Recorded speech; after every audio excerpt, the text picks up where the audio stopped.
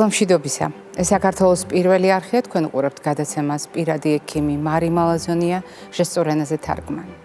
როდესაც ადამიანზე ვსაუბრობთ და ადამიანის სიცოცხლეზე, ჩვენ ხას უსვამთ, რომ ეს არის ყველაზე მნიშვნელოვანი ფასეულობა და ყველაზე დიდი ღირებულება ნებისმიერ საზოგადოებაში. ამავე დროს ჩვენ ვსაუბრობთ პრობლემებზე, რომელიც ადამიანის სიცოცხლესაც ემუქრება, ადამიანის სიცოცხლის ხანგრძლივობასაც და ადამიანის ცხოვრების ხარისხსაც. და ასეთ შემთხვევაში ჩვენ ყოველთვის ვითვალისწინებთ კონკრეტულ დიაგნოზს, რა იცის ამ პრობლემის შესახებ საზოგადოება. სწორედ ამ ნიშნით არის ძალიან ხშირად ჩვენი ყოველწლიური კალენდარი მონიშნული კონკრეტული თარიღებით და როდესაც ჩვენ ამ თარიღებზე ვსაუბრობთ, ჩვენი ამოცანა არ არის მხოლოდ ერთ დღეს ვილაპარაკოთ პრობლემაზე. ჩვენი ამოცანა არის სწორედ იმ დღეს მაქსიმალურად მოვახერხოთ ყურადღების კონცენტრაცია ერთადერთი საბაბით, რომ ცნობადობა გაიზარდოს. საზოგადოებამ იცოდეს ეს პრობლემა და საზოგადოებას ჰქონდეს სამარჯვები ამ პრობლემასთან თანაცხოვრებისთვის. თუ ცხადია, მათ ეს პრობლემა შეეხებათ. დღეს 9 თებერვალია, რაც იმას ნიშნავს, რომ მთელი მსოფლიო დღეს ეპილეფსიის საერთაშორისო დღეს აღნიშნავს. თქვენ გახსოვთ ჩვენი გადაცემის მრავალწლიანი ისტორია და ჩვენი ხანდაზმული ისტორიის მანძილზე არ ყოფილა არც ერთი სატელევიზიო სეზონი, როდესაც ჩვენ ეპილეფსიასთან დაკავშირებით არ ვსაუბრობთ. ვსაუბრობთ სიახლეების ჭრილში, ვსაუბრობთ პრობლემების ჭრილში, ვსაუბრობთ სოციალურ კონტექსტში და ეს ძალიან მნიშვნელოვანია. სწორედ ამიტომ გავიარეთ ეს გზა, თუნდაც მაგალითად გავიხსენოთ ჯერ კიდევ შარშან ვსაუბრობთ, როგორ ვიმოგზაუროთ ჩვენს ეპილეფსიასთან ერთად, თუ ასეთი დიაგნოზი არის ჩვენს ცხოვრებაში, ჩვენი ოჯახის წევრების, ჩვენი გარშემო მყოფი ადამიანების ცხოვრებაში და მიუხედავად იმისა, რომ ეს მოგზაურობა 10 წლეულების მანძილზე გრძელდება ამ კამპანიის ფარგლებში. წელს ჩვენ უკვე ვამბობთ, რომ კონკრეტული ისტორია და ზოგადად ისტორიები მოქმედებად ვაქციოთ. თუ რას ნიშნავს ეს და რატომ არის მნიშვნელოვანი სხვადასხვა წახნაგიდან ყოველწლიურად დავინახოთ ეპილეფსია, ამაზე უკვე ვისაუბრებთ ჩვენი გადაცემის სტუმრებთან ერთად.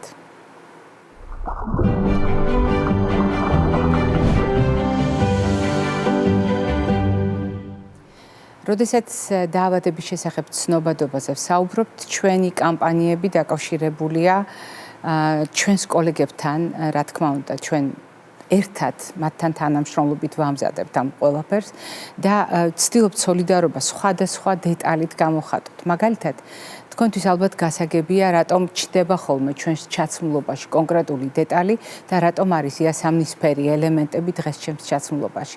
რა თქმა უნდა, ვიღაცისთვის ეს არის უბრალოდ გაპრანჭვის რიტუალი. ჩვენთვის ეს არის სოლიდარობის და მხარდაჭერის გამოხატვა და იმის ხაზგასმა, რომ ფერით მონიშნული თარიღები კალენდარში, ეს არის მხოლოდ დასამახსოვრებლად ასოციაციებისათვის, რომ არ დაგვავიწყდეს ეპილეფსიის დღე ამ შემთხვევაში და განსაკუთრებით მნიშვნელოვანია, რომ სწორედ ეს კამპანია გავაგრძელოთ იმ ადამიანებთან ერთად, ვისთანაც დავიწყეთ ჩვენ ამ თემაზე საუბარი და დავიწყეთ ძალიან დიდი ხნის წინ, დაახლოებით 17 წლის წინ. ჩვენი გადაცემის პირველი ბლოკის სტუმარი იყო პირველი ექიმი, ვინც ამ თემაზე ჩვენს გადაცემაში საუბრობდა ბავშვთა ეპილეფსიაზე და მე ამ ტრადიციას რასაკვირველია არ ვარღვევ და ჩვენი გადაცემის პირველი სტუმარი გახლავთ ბავშვთა ნევროლოგი პროფესორი ქალბატონი ნანა ტატიშვილი. ქალბატონი ნანა, გამარჯობა. გამარჯობა, ძალიან სასიამოვნო თქვენს ახალ სტუდიაში სტუმრობა. ჩვენთვის ძალიან სასიამოვნოა და რაც მთავარია საპატიოა თქვენი სტუმრობა ყოველთვის და განსაკუთრებით დიდი პატივია ჩემთვის, რომ ამდენი წლის მანძილზე თქვენ ერთგულად მონაწილეობთ ამ კამპანიაში, რომელსაც თქვენ ფართო საზოგადოებასთან მიმართებაშიც თქვენი პროფესიული საქმიანობიდან გამომდინარე ყოველთვის ეხებოდით, მაგრამ როდესაც გადაცემის შიგნით ჩვენ საუბრობთ ხოლმე კონკრეტულ თემაზე, ძალიან მნიშვნელოვანია საზოგადოებას უთხრათ, რატომ უბრუნდებით ამ საკითხებს. რატომ არის მნიშვნელოვანი იმის გახსენება, რომ ეპილეფსია არ არის უბრალოდ სამედიცინო დიაგნოზი და ეს არის სერიოზული სოციალური პრობლემა და მასთან დაკავშირებით ყოველთვის არსებობდა სტიგმა. ჩვენ საუბრობთ ამდენი წელია. ყოველწლიურად ვახსენებთ საზოგადოებას, რამდენად მნიშვნელოვანია სწორი დამოკიდებულება საკითხის მიმართ. კვლავ რჩება სტიგმატიზებურად ეს დიაგნოზი და არის თუ არა საზოგადოების დამოკიდებულება ძველებური თუ შეიცვალა? რა თქმა უნდა შეიცვალა, ყველაფერი იცვლება უკეთესობისკენ, მე ასე ვფიქრობ და შეიცვალა ნამდვილად დამოკიდებულება, თუმცა სტიგმა ძალიან მნიშვნელოვანი პრობლემა არის მთელ მსოფლიოში და სწორედ ამიტომ იყო, რომ რამოდენიმე წლის წინათ გამოცხადდა გლობალური კამპანია, რომლის მთავარი მიზანი იყო ამაღლებულიყო ცნობადობა ერთი მხრივ ეპილეფსიის და სხვა ნევროლოგიური დაავადებების მიმართ და პირდაპირ მოთხოვნა იყო ქვეყნების მიმართ, რომ ყველგან დაწყებულიყო ამაზე მუშაობა და ეს დღეც, რომელსაც თქვენ ყოველთვის აღნიშნავთ და დიდი მადლობა ამისთვის, არის წელს მიმართული სწორედ როგორც ამ კამპანიის ერთ-ერთი გამოვლენა. სტიგმა ძალიან მძიმე იყო, დღემდე რჩება მთელ მსოფლიოში ისეთ განვითარებულ ქვეყნებშიც კი, რომელსაც ჩვენ ვეტრფით და საიდან მივისწრაფით, მაგრამ რა თქმა უნდა მიმდინარეობს ყველგან ეს კამპანია, რომელიც აუმჯობესებს იმ ადამიანების, ოჯახების, თვით პაციენტების მდგომარეობას, ვისაც აქვს ეს დაავადება. და ეს დაავადება თქვენ იცით, რომ ერთ-ერთი ყველაზე ხშირი ქრონიკული ნევროლოგიური დაავადებაა და დაახლოებით 1% მოსახლეობის ეპილეფსია აქვს. და ეპილეფსია არ არის თქვათ 2 კვირის ან 1 თვის, თუნდაც 1 წლის მდგომარეობა, საუკეთესო შემთხვევაში რამდენიმე წლის, ზოგჯერ მთელი ცხოვრების მანძილზეა ეს პრობლემა და შესაბამისად ეს პრობლემები და სტიგმა ამ ადამიანებს და მათ ოჯახებს მთელი ცხოვრების განმავლობაში გასდევთ და უდიდესი მნიშვნელობა აქვს, რომ საზოგადოება იყოს ინფორმირებული და საზოგადოებას სწორი დამოკიდებულება ჰქონდეს ამის მიმართ. თქვენმა გადაცემამ ძალიან დადებითი როლი ითამაშა, იმიტომ რომ არაჩვეულებრივი ანიმაციური ფილმები ჰქონდათ, როგორ უნდა ვმართოთ ეპილეფსიური გულყრა და დღესაც ეს ძალიან დიდ პრობლემად რჩება, რომ ადამიანებმა არ იციან სწორი მართვა და როდესაც პირველად ეჯახებიან ეპილეფსიურ გულყრას, ძალიან ხშირია, რომ ცდილობენ, რომ ადამიანს პირი გაუღონ, თითი ჩაუყონ და ტრავმატიზაციას იწვევენ როგორც პაციენტის პირის ღრუს, ასევე თავისი სხეულის ნაწილების და ასე შემდეგ. ამიტომ ყოველი სიტყვა, რომელიც თქვენი ეთერიდან იქნება ამ დაავადებების მიმართ, რა თქმა უნდა, ხელს უწყობს ამ სტიგმის შემცირებას, ხელს უწყობს სწორ მართვას ამ დაავადების. როდესაც ბავშვთა ეპილეფსიაზე ვსაუბრობთ, ეს განსხვავებული მდგომარეობა თავისთავად, იმიტომ რომ ბავშვი არ არის ზრდასრულის მინიატურული ვერსია და ჩვენ შევთანხმდით, რომ 0-დან 18 წლამდე ადამიანები, რომლებიც ბავშვთა კატეგორიაში განიხილება, განსაკუთრებულ დამოკიდებულებას მოითხოვს, თუნდაც ბავშვთა სეგმენტის შიგნით ასაკობრივ ჭრილში. რა შეიცვალა ბავშვთა ეპილეფსიაში, რა დამოკიდებულებები გაჩნდა ისეთი, რომელიც არა მარტო პატარას ოჯახსაც უმსუბუქებს მდგომარეობას. ძალიან ბევრი რამ შეიცვალა, დავიწყოთ იქიდან, რომ დიაგნოსტიკა გაუმჯობესდა და უფრო ადრეული გახდა.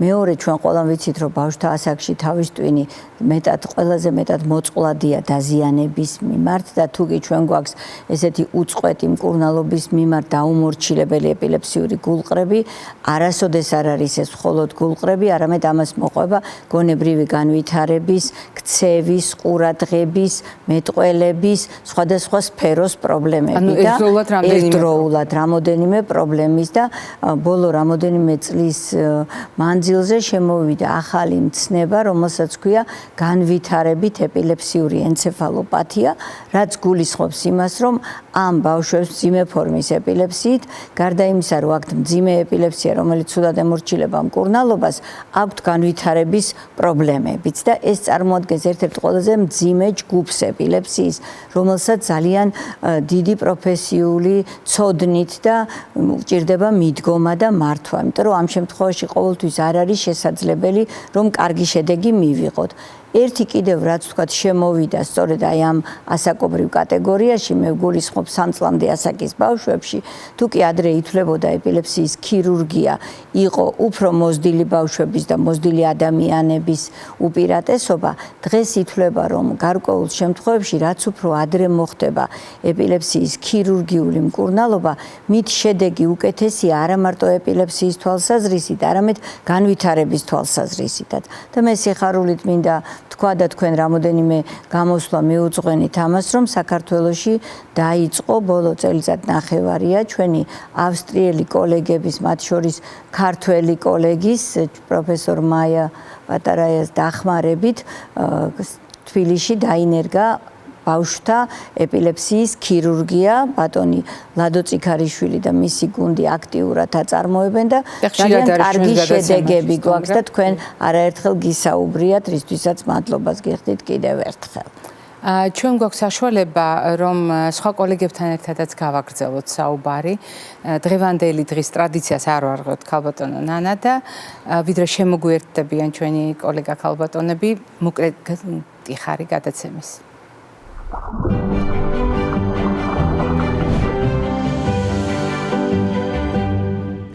ჩვენ შევთანხმდით, რომ საუბარზე, როდესაც არის მაგალითად ეპილეფსია ყურადღების ცენტრში, ძალიან მნიშვნელოვანია გავამახვილოთ ყურადღება სხვადასხვა წახნაგიდან და სწორედ ამიტომ ამ გადაცემაში ტრადიციული შეხვედრების დროს, მრავალწლიანი კამპანიის დროს ვიკრიბებით ექიმები საკმაოდ წარმომადგენლობითი შემადგენლობით და რასაკვირველია მოკლე პაუზის შემდეგ შემოგვიერთდნენ კოლეგები, რომლებიც ამ დარგში წლების მანძილზე თავის ყოველდღიურ საქმიანობაში ამ ცოდნას საზოგადოებას უზიარებენ.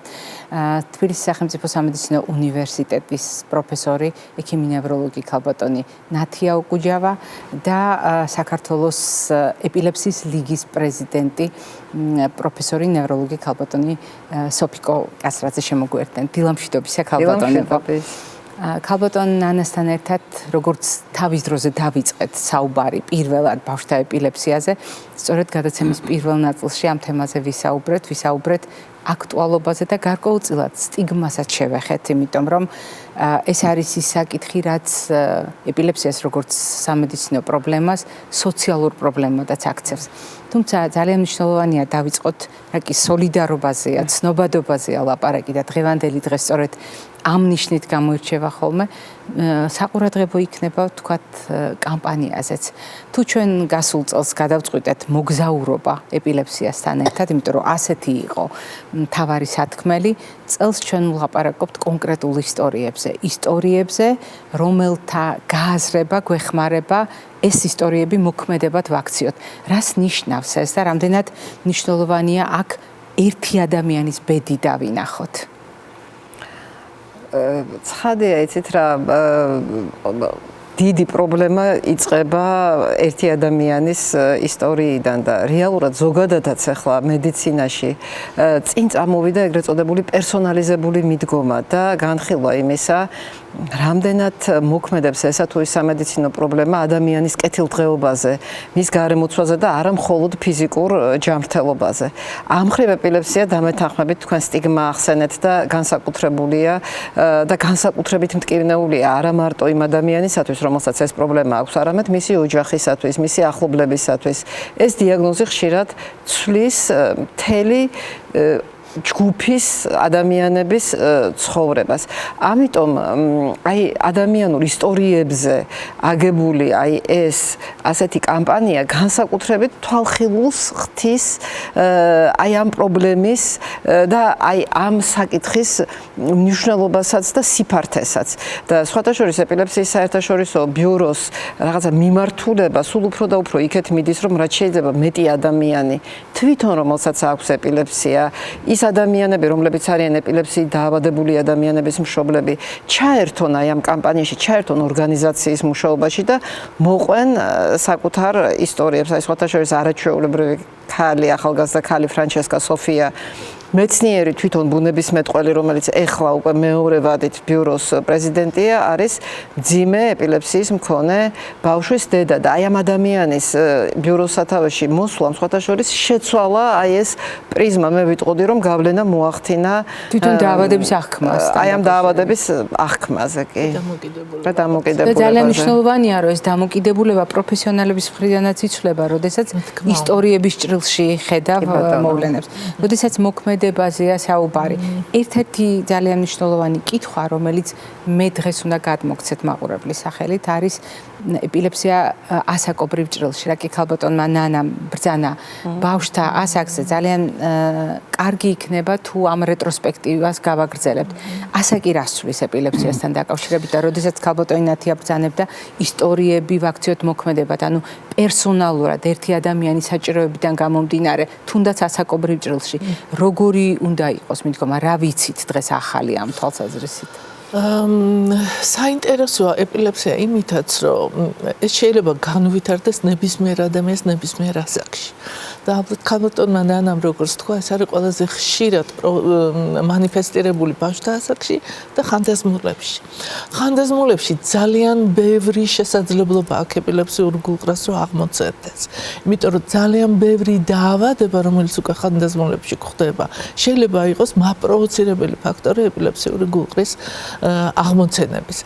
ამიტომ სპეციალისტს ყოველთვის უნდა ჰქონდეს განსაკუთრებული ყურადღება მიქცეული არა მხოლოდ ეპილეფსიურ გულყრაზე, არამედ ყველა იმ თანმხლებ მდგომარეობაზე, კარდიოლოგიური იქნება, კუჭნაზავის იქნება, ჰეპატოლოგიური იქნება, ფილტვების თუ ასე შემდეგ, რომ აი ეს ყველაფერი იყოს მოგვარებული, რომ ჩვენ ეპილეფსიურ გულყრებსაც ადეკვატურად მივხედოთ და მივიღოთ ის შედეგი, რა შედეგიც გვინდა რომ დადგეს. მერე განსაკუთრებული ყურადღება უნდა მიექცეს იმას, რომ რასაც ჩვენ ახალგაზრდა ასაკში საკმაოდ რომელ წამალსაც საკმაოდ აქტიურად ხმარობთ, ეს შეიძლება იყოს მავნებელი ხანში შესულ ასაკში. მაგალითად, ძალიან კარგი პრეპარატი არის ლამიქტალი, რომელსაც ჩვენ ძალიან ხშირად ხმარობთ ბავშვთა ასაკში და ზრდასრულ ასაკში, მაგრამ მოხუცებულებში და ხანდაზმულებში ცოტა სიფრთხილით უნდა მოვექცეთ ამ წამალს. ანუ ეს კიდევ ერთხელ უსვამს, თუმცა არა ყველა შემთხვევაში. ეს კიდევ ერთხელ უსვამს ხაზს იმას, რომ ყველა შემთხვევაში უნდა ინდივიდუალურად იქნას მიდგომა განსაზღვრული და ინდივიდუალურად იქნას შერჩეული ადამიანთან ურთიერთობაც და მკურნალობის სტრატეგიაც. მაყურებელი მიჩვეულია იმას, რომ ჩვენს გადაცემაში არასდროს ისმის მედიკამენტის სახელი და როგორც წესი მე ვერთვები ხოლმე და სტუმარს თხოვ, რომ ამ თემაზე შევწყვიტოთ საუბარი, მაგრამ ეს არ მოხდა ამჯერად, იმიტომ რომ თქვენი საუბარი და თქვენი ინფორმაცია ძალიან საყურადღებოა ფართო საზოგადოებისათვის, იმისათვის, რომ ერთსა და იმავე ინსტრუმენტს, რომელიც თითქოს სამკურნალოდ დასაბუთებული საშუალება, შეიძლება სხვადასხვაგვარი დატვირთვა ჰქონდეს, თუნდაც ასაკობრივ ჭრილში და აღარაფერს ვამბობ ცალკეულ მდგომარეობებზე, სადაც ჩვენ ადამიანის ინდივიდუალური საჭიროების გათვალისწინება გვჭირდება. ჩვენ გვაქვს შესაძლებლობა განახლებული შეფუთვის შესაბამისად ერთი ძალიან მნიშვნელოვანი რგოლი ვნახოთ ეპილეფსიასთან დაკავშირებით და შემდეგ გავაგრძელოთ საუბარი.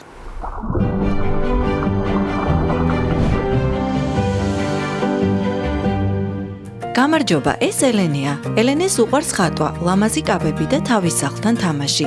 და კიდევ, ელენეს აქვს ეპილეფსია. რა არის ეპილეფსია? ტვინი ჩვენს სხეულს როგორც SMS, ისე გადასცემს ელექტრონულ სიგნალებს, იმისთვის რომ ვიფიქროთ და ვიმოძრაოთ. როდესაც ტვინის უჯრედები აგზავნიან ძალიან ბევრ სიგნალს ერთდროულად, ასეთ დროს იწყება გულყრა. ეს შეგვიძლია შევადაროთ გიგანტურ ელექტრონულ შტორმს. გულყრები იწვევს ცვლილებებს თუ როგორ ხედავ მოვლენებს, როგორ მოძრაობ და რას გრძნობ. ეპილეფსიის დროს პატარა დროის შუალედში ადამიანს შეიძლება ჰქონდეს ერთი ან რამდენიმე შეტევა, ისე როგორც ელენეს. გულყრა რამდენიმე წუთს გრძელდება და შეიძლება ყოველ ჯერზე სხვადასხვანაირად გამოიყურებოდეს. მაგალითად, ადამიანს მზერა გაუშტერდეს.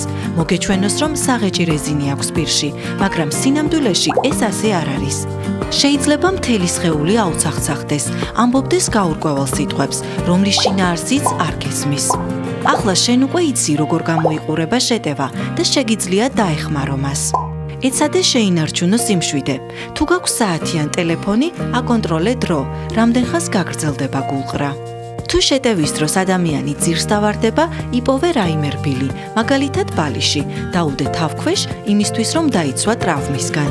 გადააბრუნე ძალმხარეს, რომ არ დაიხრჩოს. ჩააყენე გარშემომყოფები საქმის კურსში.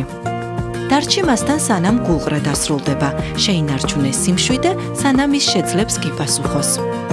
თუ არ ხარ დარწმუნებული, რომ მარტო შეგიძლია დახმარება, იპოვე სხვა, ვინც შენთან ერთად იქნება.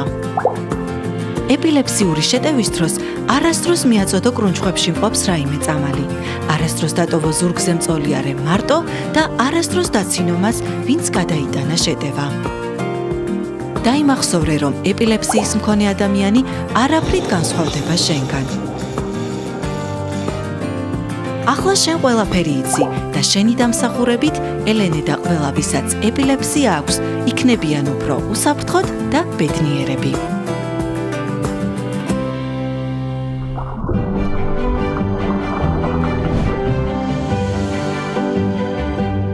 თქვენ ალბათ შენიშნეთ, რომ ნებისმიერი ფრაზა ამ რგოლში საზოგადოების მხარდაჭერას გულისხმობს, არ აქვს მნიშვნელობა სოციუმის მასშტაბზე, შეიძლება იყოს ერთი ადამიანი დამხმარეთ, ეს შეიძლება იყოს ოჯახი, ეს შეიძლება იყოს ქუჩაში შემხვედრი ადამიანები, ან კოლექტივი, რომელშიც ადამიანი აღმოჩნდება კრიტიკულ მდგომარეობაში, ყველა შემთხვევაში ჩვენი ცოდნა უნდა შევაფასოთ, შეიძლება თუ არა ეს ცოდნა წაადგეს და თუ არ ვართ დარწმუნებული, რომ დავეხმარებით, არ ღირს ასეთ დროს დამკვიდრებული სტერეოტიპული საშუალებების და მათ შორის წამლების, კოვზების, დანების და სხვა ინსტრუმენტების გამოყენება. როდესაც ასაკობრივ ჭრილში ვსაუბრობდით, ქალბატონ ანა, მოდით გავაგრძელოთ ამ თემაზე. ძალიან კარგი ასპექტია ასაკობრივი ჭრილი და განსაკუთრებით დღეს მთელ მსოფლიოში აღნიშნავენ, რომ ყველაზე დიდი პრობლემაა გადასვლა ბავშვობიდან მოზრდილობაში, ანუ მოზარდობის პერიოდი, როცა ბავშვი ამთავრებს ერთ ჯგუფთან, ერთ ექიმთან ურთიერთობას და გადადის უკვე მოზრდილთა ნევროლოგების და მოზრდილთა ექიმების ხელში.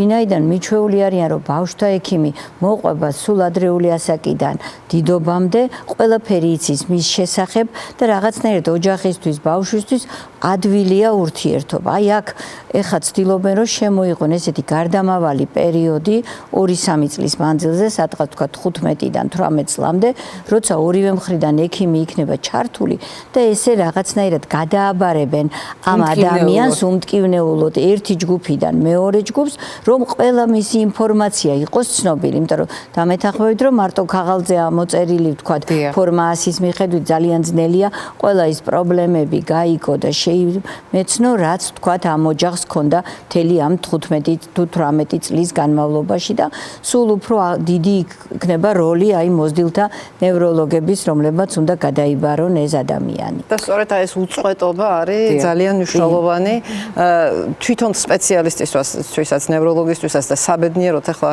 ჩვენ გვაქვს აი ეს ურთიერთკავშირი და ურთიერთობა ერთმანეთთან და რაღაც მეტნაკლებად უმტკივნეულოდ ხდება აი ამ სპეციალიზებულ დაწესებულებებში პაციენტების მოძრაობა, თუმცა ზოგადად მსოფლიოში და ჩვენ ქვეყანაშიც ეს ძალიან დიდი პრობლემაა და აქვე მარი ალბათ იმასაც დავამატებდი, რომ ასაკობრივ ჭრილში და ასპექტში სოციალურ პრიორიტეტებსაც ექცევა ყურადღება.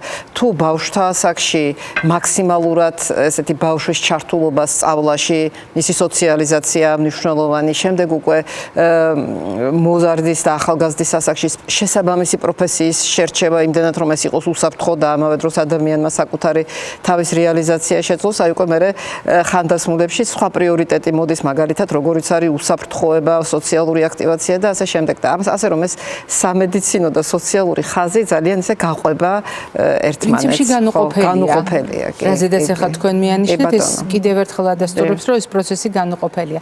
და თუ ამას წარმოვიდგენთ სოციალურ პასუხისმგებლობად, მე მინდა რომ სწორედ ამ ნაწილით დავასრულოთ, რა კი კამპანია წელს ეძღვნება ისტორიების მოქმედებად ქცევად, რა თქმა უნდა ეს ეხება პროფესიონალებს, რომლებიც საკუთარი პერსონალური სტრატეგიით, რომელსაც კონკრეტულად ამ პაციენტისთვის შეიმუშავებენ, იპოვიან სამარჯვებს მისი ცხოვრების ხარისხის გასაუმჯობესებლად და არა მხოლოდ დაავადების მართვისთვის. მაგრამ თუ ვიტყვით სოციალურ მხარდაჭერაზე, ოჯახს რა როლი აქვს? ოჯახმა რა უნდა იცოდეს? თუ ოჯახის წევრს აქვს ეპილეფსია, რა უნდა იცოდეს ოჯახმა? ძალიან დიდი როლი აქვს ოჯახს, იმიტომ რომ ძალიან ხშირად პაციენტი მოყვება ექიმს. მაგრამ ოჯახი არ იმდენად დათრგუნული ამ დიაგნოზის გამო და იმხელა შიში აქვს და იმხელა შფოთვა აქვს ამ დიაგნოზის გამო, რომ უკვე ექიმს ძალიან დიდი მუშაობა უწევს ოჯახთან, რომ ოჯახმა მიიღოს ეს დაავადება და ოჯახმა მიიღოს ეს დიაგნოზი. დიაგნოზი. ერთ შემთხვევას მოვყვები. ჩვენ ყავდა პაციენტი, რომელიც ძალიან დიდი ხნის გამოიტანჯებოდა ხშირი გულყრებით. ძალიან ბევრი დაგჭირდა მუშაობა ამ პაციენტთან, რომ დაგვეთანხმებინა ის ქირურგიულ მკურნალობაზე. ქირურგიული მკურნალობის მერე ამ ადამიანს საერთოდ შეუწყდა გულყრები, დაიწყო მუშაობა და ეხლა ის არჩენს ოჯახს და თავის ორ შვილს. ეს ხომ არის რეალურად ის შედეგი, რომელიც შეიძლება ელემენტარულმა, ესეთმა მხარდაჭერამ და რაღაცა ახალი ინფორმაციების, ახალი ტექნოლოგიების დანერგვა და ინდივიდუალურმა მიდგომებმა მნიშვნელოვნად შეცვალოს ადამიანის ცხოვრება. და ეს არ არის ერთი შემთხვევა, საბედნიეროდ უკვე საქართველოში ეს არის უკვე ძალიან განვითარებადი და მრავალი ადამიანი უკვე არის აი ამის და ამის შესახებ უნდა იცოდეს ოჯახმა. აუცილებლად ეს ოჯახის გარეშე არ შეიძლება რომ გადაწყდეს. აი ოჯახის ცოდნა და ოჯახის მიერ გაცნობიერება ამ პრობლემის არანაკლებ მნიშვნელოვანია, ვიდრე თვითონ ადამიანის მიერ საკუთარი პრობლემის გაცნობიერება, იმიტომ რომ რეალურად ახლა რაც სოფომ თქვა და ჩვენ ყველას გვაქვს ესეთი შემთხვევები, რომ აქ არის ორი უკიდურესობა. ხშირად ადამიანები არიან ზედმეტად ფრთხილად და ზედმეტად ზღუდავენ, ზედმეტად, ასე ვთქვათ, იცავენ აი ამ თავისი ოჯახის წევრს ყოველგვარი გარემოსაგან, ყოველგვარი კონტაქტისაგან და ამით ახდენენ ფაქტიურად მისი უნარშეზღუდულობის განვითარებასაც და თუ არსებობს დამძიმებასაც. და ნუ მეორე მხრივ აი ეს სტიგმა, დამალვა, სირცხვილი, რაც კიდევ უფრო შემდეგ აი ამ ოჯახსაც და ადამიანსაც ჩაგრავს, მეორე ასპექტია, რომელიც აუცილებლად უნდა მივიღოთ ყურადღებაში.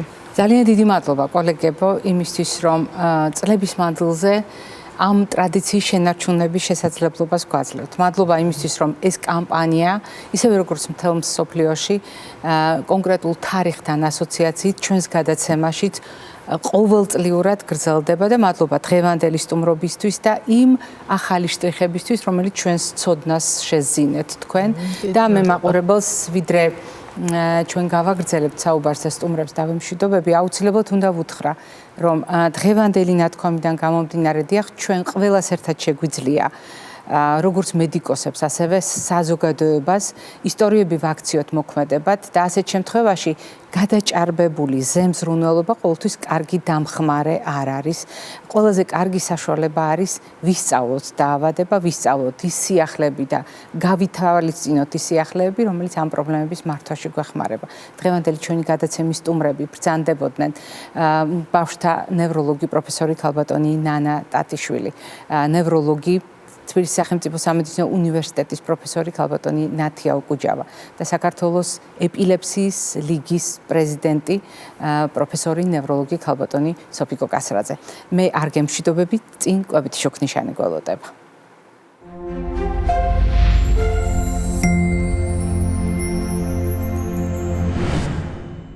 კვება ჩვენი ცხოვრების წესის ფაქტორია. საკვები ეს არის ინფორმაციის წყარო. კვების პროცესი საინფორმაციო ნაკადია და ამავე დროს ჩვენი ორგანიზმის უზრუნველყოფა ყველა აუცილებელი ნივთიერებებით, ენერგიით და მასთან ასოცირებული სხვადასხვა კომპონენტით.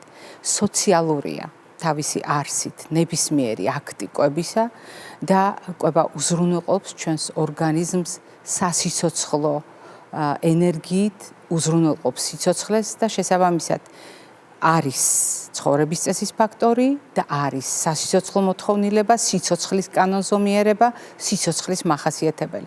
ამ თემაზე ჩვენ შეგვიძლია უსასრულოდ ვისაუბროთ, მაგრამ მიუხედავად იმისა, რა დროს დაიტევს ჩვენი საუბარი, ყოველდღიური რაციონი შეიძლება ერთმა თეფშმა დაიდიოს. დაიდიოს მხოლოდ და მხოლოდ რამდენიმე პრინციპის გათვალისწინებით, რომელიც გულისხმობს ბოსტნეულის და ხილის უპირატეს გამოყენება სულ ცოტა დღიური რაციონის ნახევრად, ხოლო მეორე ნახევრად ეს არის მარცვლეულ-ბურღულეული ცილოვან კომპონენტთან ერთად. ყოველი ახალი რეკომენდაცია, რომელიც ჩნდება პროფესიონალების ხანგრძლივი მუშაობის შედეგად, მხოლოდ ადასტურებს ბოსტნეულის და ხილის მაღალი წილის გამოყენების აუცილებლობას მარცვლეულ-ბურღულეულთან ერთად, მთლიან მარცვლეულთან ერთად და ცხოველური ცილის ძალიან კარგად გააზრებას მცენარეულ ცილასთან კომბინაციაში. ეს განსაკუთრებით გვჭირდება ეს რეკომენდაციები, ეს ზოგადი პრინციპები მაშინ, როდესაც ერთ კონკრეტულ პრობლემაზე ვსაუბრობთ. დღეს ჩვენ ეპილეფსიის ჭრილში უნდა დავინახოთ ეს ყველაფერი. პირველად ვსაუბრობთ ამაზე, რასაკვირველია არა.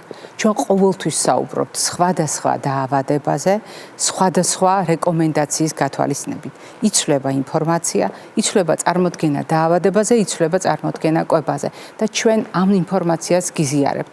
მე არ მახსენდება არც ერთი სატელევიზიო სეზონი, როდესაც ჩვენ ძველი ინფორმაცია გაგიზიარეთ და არ მოხდა იმის რევიზირება, რა არის დღეს ამ წუთას ახლა აქტუალური, ან კიდევ უფრო წინ უსწრებთ ხოლმე მოვლენებს, ვიხედებით მომავალში, იმიტომ რომ ზოგიერთი კვლევა ამის შესაძლებლობას გვაძლევს საბედნიეროდ და ჩვენ სწორედ მომავლის პერსპექტივით გიზიარებთ ხოლმე ცოდნას. მოდით დღეს ვცადოთ და ეს ყველაფერი ეპილეფსიას დავუკავშიროთ. როდესაც ჩვენ საუბრობთ ხოლმე ზოგადად მაგალითად მლაშე და ტკბილ პროდუქტებზე. თქვენ უკვე ზეპირად იცით და ელოდებით ჩემგან მარტივ მოქმედებას, რომ ეს ყველაფერი ყვითელ ზონაში გადაინაცვლებს და ეს მართლაც ასე მოხდება თუნდაც ეპილეფსიის შემთხვევაში. ასე მოვიქცევი ჭარბი ცხიმის გამოყენების დროსაც თითქოს ერთი შეხედვით, ზოგადი პრინციპების გათვალისწინებით და ასე უნდა მოვიქცე ალკოჰოლთან მიმართებაში და აუცილებლად მოხდეს წყალი მწვანე ზონაში. ეს არის ის ზოგადი კანონზომიერება, რომელსაც მეტნაკლებად სხვადასხვა დაავადებასთან დაკავშირებით იცავს თანამედროვე მტკიცებითი მედიცინა. ყველა ის ფაქტორი, რომელიც არის ხელშემწყობი ქრონიკული ანთების, ყველა ის ფაქტორი, რომელიც გულისხმობს პროცესირებული პროდუქტების უკიდურესად გადამუშავებული, სხვადასხვა დანამატით უკიდურესად დატვირთული პროდუქტების გამოყენებას ყოველთვის წარმოადგენს რისკს სხვადასხვა დაავადებასთან მიმართებაში. მაგრამ ჩვენ ცოტა უნდა შევცვალოთ სურათი და კომბინაცია პროდუქტების და განსაკუთრებით მაშინ, როდესაც ვსაუბრობთ ცხიმთან მიმართებაში. რატომ? იმიტომ რომ განსხვავებულია დამოკიდებულება კონკრეტული დიაგნოზის შესაბამისად. თანამედროვე მედიცინა შეთანხმდა, რომ ეპილეფსია არის ქრონიკული დაავადება და შესაბამისად კვებითი მოდელი, რომელიც უნდა შევარჩიოთ, გულისხმობს ხანგრძლივი დროის მანძილზე ადამიანის ორგანიზმის საციცოცხლო მოთხოვნილების დაკმაყოფილებას და დაავადების რისკის მინიმუმამდე შემცირებას. ეპილეფსიას დაავადება როგორც ასეთი ეპილეფსია როგორც დაავადება არ არის საკვები პროდუქტებით გამოწვეული. მაგრამ ამა თუ იმ ტიპის კვებამ შეიძლება მას ხელი შეუწყოს ან გარკვეული ტიპის პროდუქტებმა შეამსუბუქოს მისი მიმდინარეობა. განსაკუთრებით მაშინ, როდესაც ძნელად დასამორჩილებელია გულყრების სახით, განსაკუთრებით მაშინ, როდესაც ჩვენ ამ გულყრების არა მარტო რაოდენობა, არამედ მასშტაბიც უნდა ვმართოთ. ეს მნიშვნელოვანია ადამიანის ცხოვრების ხარისხის ჭრილში და ასაკობრივად ეს განსაკუთრებით გასათვალისწინებელია, როდესაც პრობლემა იწყება მცირე ასაკიდან და მშობელს აქვს ძალიან დიდი სირთულეები ეპილეფსიური გულყრის მართვასთან დაკავშირებით. სწორედ ამ ჭრილში გაჩნდა სხვადასხვა რეკომენდაცია და გაჩნდა რეკომენდაციები, რომელიც ადასტურებს, რომ დიახ, ძალიან ტკბილი პროდუქტები, შაქრებით, ადვილად შეთვისებადი ნახშირწყლებით დატვირთული პროდუქტები ქმნის რისკს, რომ გულყრები გახშირდეს. ეს თვალსაჩინო აღმოჩნდა ბავშვთა ასაკში და არაერთი კვლევა ადასტურებს ამას, რის შემდეგაც მეცნიერები მივიდნენ დასკვნამდე, რომ დიახ, ეპილეფსიის შემთხვევაში მნიშვნელოვანია, რომ ვაკონტროლოთ ადვილად შეთვისებადი ნახშირწყლები და უპირატესობა მივანიჭოთ დაბალ ნახშირწყლოვან და დაბალი გლიკემიური ინდექსის მქონე საკვებ პროდუქტებს. სწორედ ასე აღმოჩნდა ამ ტიპის კვების მოდელი რეკომენდებული ეპილეფსიის დროს, ანუ დაბალ ნახშირწყლოვანი კვების მოდელი და დაბალ გლიკემიურ ინდექსზე დაფუძნებული კვების მოდელი. მე გაგახსენებ დაბალი გლიკემიური ინდექსი, ეს სხვა არაფერია, თუ არა პროდუქტში არსებული ნახშირწყლების რაოდენობა და უნარი შეცვალოს სისხლში გლუკოზის დონის მაჩვენებელი. ანუ თუ სწრაფად იწევს დონის მატებას, თუ სწრაფად იცვლება გლიკემიის მაჩვენებელი სისხლში, ჩვენ ვლაპარაკობთ მაღალი გლიკემიური ინდექსის მქონე პროდუქტებზე. ბოსტნეული, საბედნიეროდ, ხილის ზოგიერთი სახეობა, მარცვლეულბურღულეულის ზოგიერთი სახეობა არ განეკუთვნება მაღალი გლიკემიური ინდექსის მქონე პროდუქტებს, სასარგებლო ცილებიც არ განეკუთვნება მაღალი გლიკემიური ინდექსის პროდუქტებს და ამის გათვალისწინება ალბათ მნიშვნელოვანია ზოგადად ყველასთვის. მეორე ძალიან მნიშვნელოვანი მიმართულება აღმოჩნდა საუბარი ცხიმოვან პროდუქტებს. და ასეთ შემთხვევაში გაგიკვირდებათ და ცხიმოვანი პროდუქტები აღმოჩნდა მწვანე ზონაში. ეს არ გაუკვირდება ჩვენი გადაცემის ერთგულ მაყურებელს, რომელსაც ახსოვს ჩვენი საუბრები მაგალითად ეგრეთ წოდებული ატკინსის დიეტის შესახებ. ეს გახლავთ საკმაოდ დიდი ისტორიის მქონე კვების მოდელი, რომელმაც პირველად მედიცინის ისტორიაში თქვა, რომ დიახ, შევკვეცოთ ნახშირწყლები, ნაკლები შაქარი გამოვიყენოთ, მივაქციოთ ყურადღება ცილას და გავამახვილოთ ყურადღება ცხიმზე. გავზარდოთ ცხიმის მოხმარება, სანაცვლოდ იმისა, რომ შევკვეცავთ ნახშირწყლების და შაქრის მოხმარებას.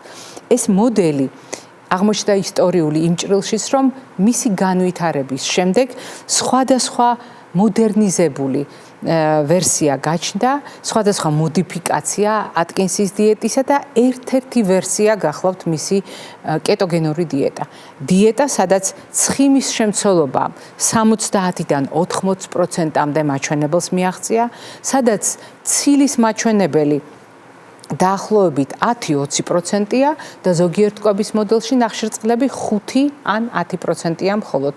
კლასიკურად შეგვიძლია ასე დავინახოთ 70-20-10 ცხიმები, ცილები, ნახშირწყლები და კიდევ უფრო მკაცრი შეზღუდვის პირობებში, როგორც გითხარით, ცხიმების მოხმარებამ შეიძლება 90%-ს მიაღწიოს, ნახშირწყლები მკვეთრად შემცირდეს და მაქსიმალურად ოპტიმალურ მაჩვენებელზე შევინარჩუნოთ ცილის მოხმარება.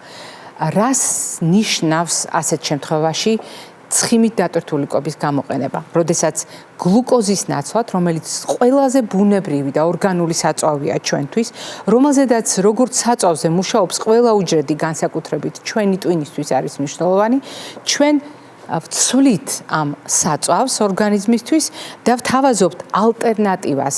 არ ვაწვდით ჩვეულ საწვავს და ვაწვდით ცხიმს იმისთვის, რომ ცხიმი გამოიყენოს ენერგიის წყაროდ და წარმოქმნილი პროდუქტები ქმნის მეტაბოლურ სტრესს. ორგანიზმი გადაყავს უჩვეულო მდგომარეობაში, რომელიც ორგანიზმის მკვეთრ შემჟავებას იწვევს. სწორედ ასეთ პირობებში მეტაბოლური სტრესი იმდენად ძლიერია, იმდენად დიდი ბიოქიმიური ქარიშხალია ორგანიზმისთვის, რომ ეპილეფსიური გულყრების მაჩვენებელი იკლებს.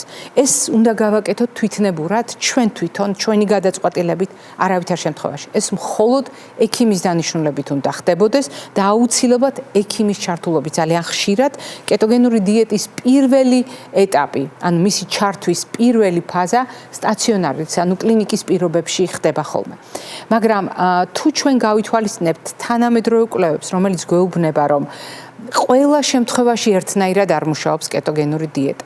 რომ კეტოგენური დიეტა არ არის ის მოდელი, რომელზედაც ხანგრძლივად უნდა დარჩეს ადამიანი. რომ კეტოგენური დიეტა თავისი შინაარსით გულისხმობს გარკვეული ჯგუფის აუცილებელი საკვები ნივთიერებების შეზღუდვას, დანაკლის, რომელიც გულისხმობს კენჭების წარმოქმნის მაღალ რისკს, ორგანიზმში ცხიმოვანი ცვლის დარღვევის რისკს, ასაკის მიუხედავად, მიაქციეთ ამას ყურადღება, ასაკის მიუხედავად ეს ნიშნავს, რომ ეს ყველაფერი ბავშვებთანაც შესაძლებელია.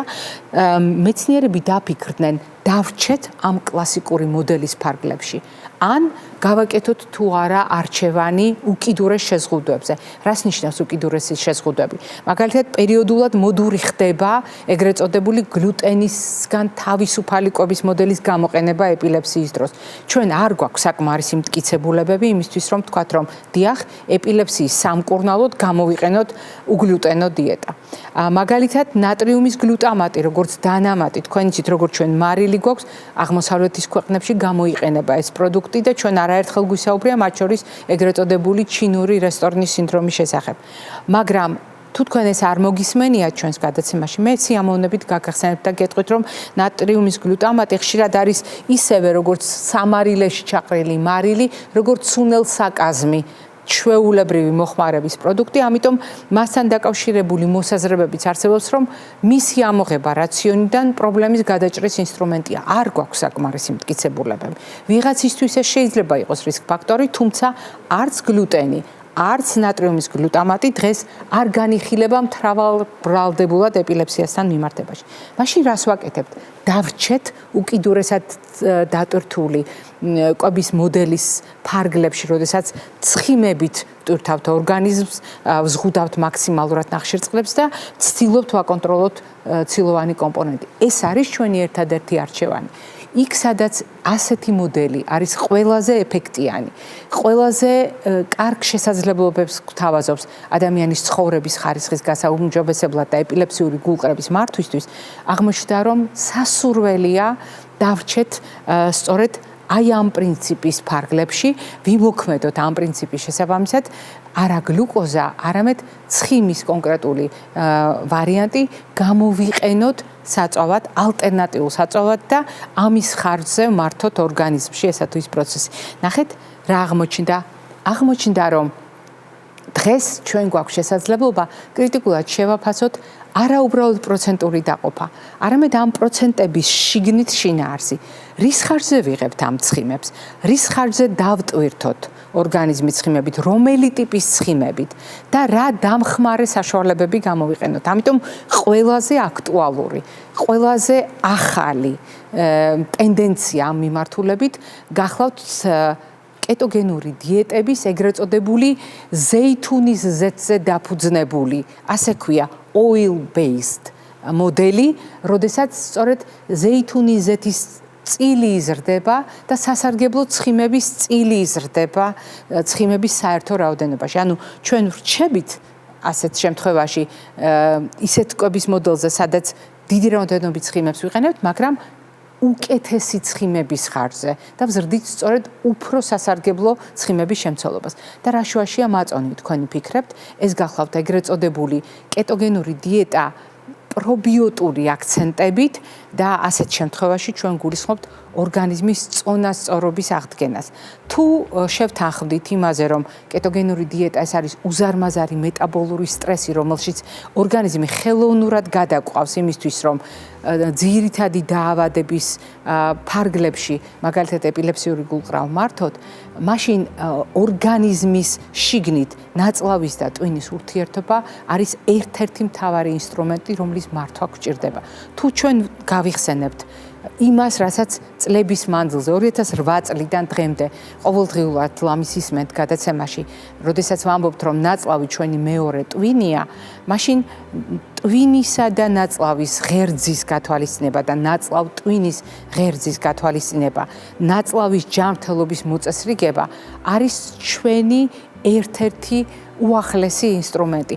მოვაწესრიგეთ ნაწლავი, მიკრობიომი და მიკრობიოტა, დავუბრუნეთ წონასწორობას. ეს გვაძლევს იმის შესაძლებლობას, რომ ჩვენ უკეთესი ბალანსი შევქმნათ ნივთიერებებისა თავის ტვინში და შევქმნათ ნერვულ სისტემაში, რომლის დამსახურებითაც ჩვენ ვიღებთ იმ დაავადებას, რასაც ქვია ეპილეფსია. ამიტომ პრობიოტიკებზე დაფუძნებული კეტოგენური დიეტები არის მეორე აქტუალური მიმართულება, რომელიც გაჩნდა თანამედროვე მედიცინაში, თუმცა ამ ორი პროდუქტის ურთიერთშეხამება, ანუ ორი პრინციპის ურთიერთშეხამება, როდესაც ჯანსაღ ცხიმებს ვიყენებთ და პრობიოტიკურ თავისებურებებსაც ვითვალისწინებთ, იქნებოდა საუკეთესო არჩევანი ყველა იმ შემთხვევაში, სადაც ეპილეფსიური გულყრა მედიკამენტების მოხმარების დროს დაუმორჩილებელია. ეს გახლავთ დღევანდელი ჩვენი რეკომენდაციები, ეს გახლავთ ის თანამედროვე ცოდნა, რომელიც მე ვფიქრობ, ყველა ოჯახმა უნდა იცოდეს, სადაც არის ადამიანი ეპილეფსიური გულყრით, სადაც არის ადამიანი დიაგნოზით ეპილეფსია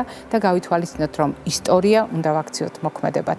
იმ მოქმედებად, რომელიც სოციალურ მხარდაჭერას გულისხმობს და სტიგმის დამარცხებას. მე დღეს ამით გემშვიდობებით, ჯანმრთელობას და დღეგრძელობას გისურვებთ.